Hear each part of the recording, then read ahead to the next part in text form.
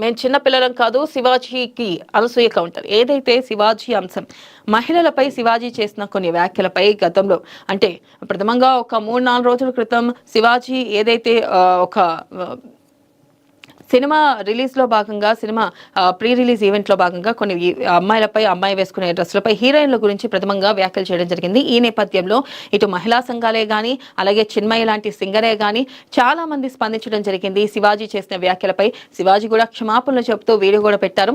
కానీ ఇప్పుడు తాజాగా అనసూయ కూడా స్పందించినట్లు తెలుస్తుంది. అంత పెద్ద మాటలొద్దు, మేము చిన్న పిల్లలం కాదు అంటూ కూడా శివాజీకి ఇటు అనసూయ కౌంటర్ ఇచ్చినట్లుగా తెలుస్తుంది.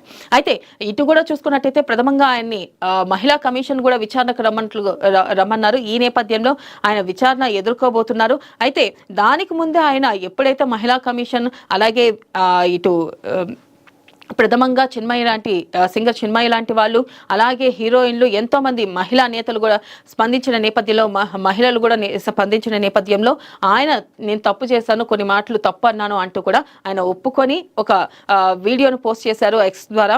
అయితే ఈ నేపథ్యంలో ఆయన సారీ చెప్తూ నేను అలా అనలేదు, పొరపాటున అన్నాను అంటూ కూడా ఆయన వివరణ ఇచ్చారు. మరి త్వరలోనే ఆయన మహిళా కమిషన్ విచారణను ఎదుర్కోబోతున్నారు. మరి ఆ మహిళా కమిషన్ ఏ నిర్ణయం తీసుకోబోతుంది, మరి ఆయనకి ఎటువంటి జరిమానా విధిస్తుందా లేకపోతే ఏమైనా శిక్ష విధిస్తుందా అనేది చూడాలి. అలాగే ఈ నేపథ్యంలోనే ఇటు అనసూయ కూడా స్పందించడం జరిగింది.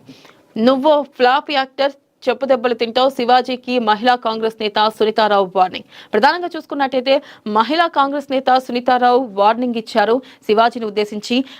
ఏదైతే శివాజీ చేసిన వ్యాఖ్యల నేపథ్యంలో మహిళల దుస్తులు, మహిళల వేషధారణ సినిమాల్లో అంటే పర్లేదు కానీ బయట కూడా సినిమాల్లో వేసుకున్నట్టే డ్రెస్సులు వేసుకొని రావడం వల్ల మీకే నష్టం జరుగుతుంది అంటూ కూడా ఆయన చేసిన వ్యాఖ్యల నేపథ్యంలో ఇటు మహిళా కాంగ్రెస్ నేత సునీతారావు కూడా వార్నింగ్ ఇచ్చారు. నువ్వు ఒక ఫ్లాప్ యాక్టర్ అని చెప్పి నీ ఫ్లాప్ యాక్టర్వి నువ్వు ఇష్టం వచ్చినట్టు మాట్లాడితే ఎవరు చూస్తూ ఊరుకోరు అంటూ కూడా ఈ మేరకు ఆవిడ వార్నింగ్ ఇవ్వడం జరిగింది.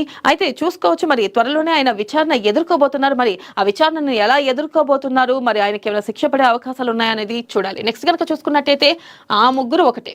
కాంగ్రెస్ బీఆర్ఎస్ ను కలిపేందుకే ఎంఐఎం ప్రయత్నాలు, బీజేపీ చీఫ్ రామచంద్రరావు.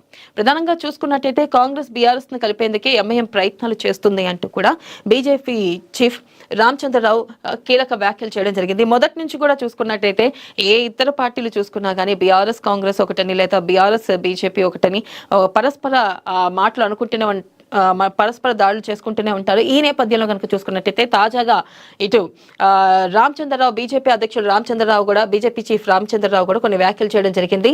ఆ ముగ్గురు ఒకటి కాంగ్రెస్ బీఆర్ఎస్ ని కలిపేందుకే ఎంఐఎం ప్రయత్నాలు చేస్తుంది అంటూ కూడా ఆయన ఈ మేరకు వ్యాఖ్యానించడం జరిగింది.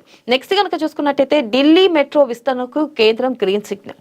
12,015 కోట్లతో భారీ ప్రాజెక్ట్. హైదరాబాద్ మెట్రో విస్తరణకు మళ్లీ మొండి చేయి. దేశ రాజధాని ఢిల్లీలో